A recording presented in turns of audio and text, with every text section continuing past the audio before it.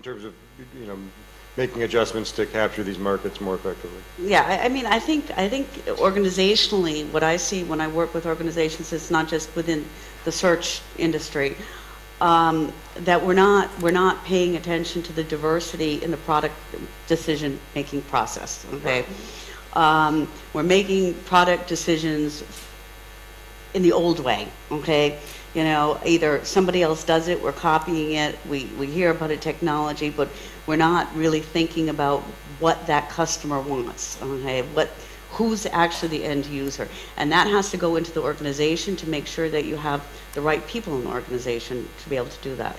Do you have a feeling of how a product should be, the product that typically someone in this room would be developing currently, how would it look differently?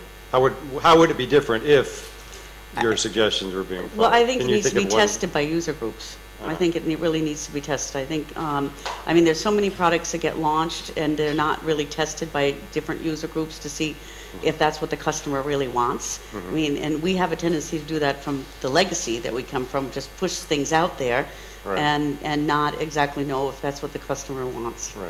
Do we have anything in the audience? We do. Neil, you want to just shout it out? Oh, you got it. I don't need to shout it out. So, is this, how do you break through this diversity issue? I mean, how do you get companies to, I mean, you can watch the video, and the video's a good video made by IBM. But how do you get real change to happen, Kim? I think that really happens from the top down, just like any change.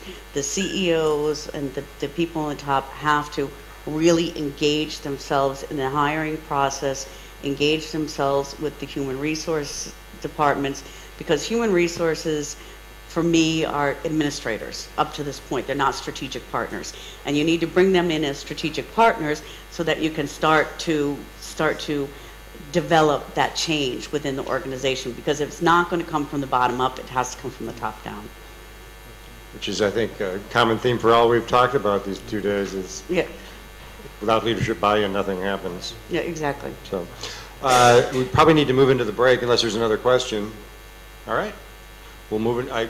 Oscar, how do you want to handle the break? As normal or? 15 minutes. Okay.